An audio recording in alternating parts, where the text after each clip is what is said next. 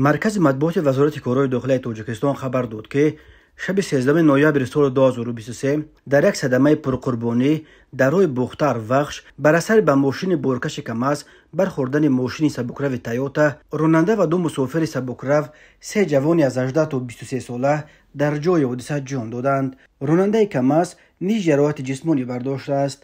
بنا به اطلاع وزارت کارهای داخلی شب 13 نوامبر سال 2023 تخمینا ساعت 21:40 راننده ماشین تمغه تویوتا کریموف عبدالمومن سال تولدش 2000 ساکن نویه وخش هنگام حرکت از سمت شهر بختر به سمت نویه وخش از عهده اداره واسطه نقلیات نبرآمده به ماشین بارکش تمغه کماز تحت اداره مهترف محمد سال تولدش 1983 ساکن نویه وخش که از سمت نویه وخش به سمت نویه کوشانیان حرکت میکرد برخورده است.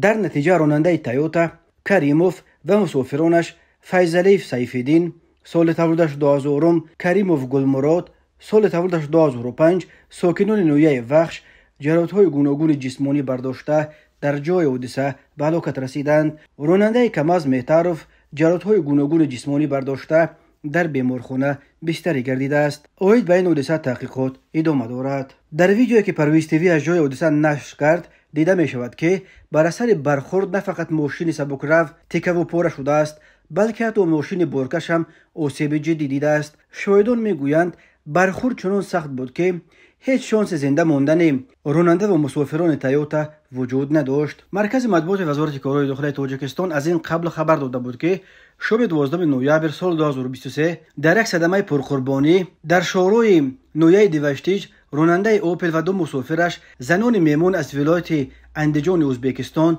در جای حادثه به هلاکت رسیده. دو زن دیگر میمون از اندیجان جراحت‌های وزنی برداشتند. راههای تاجیکستان از لحاظ صدمه ها پرخطر دانسته می شوند.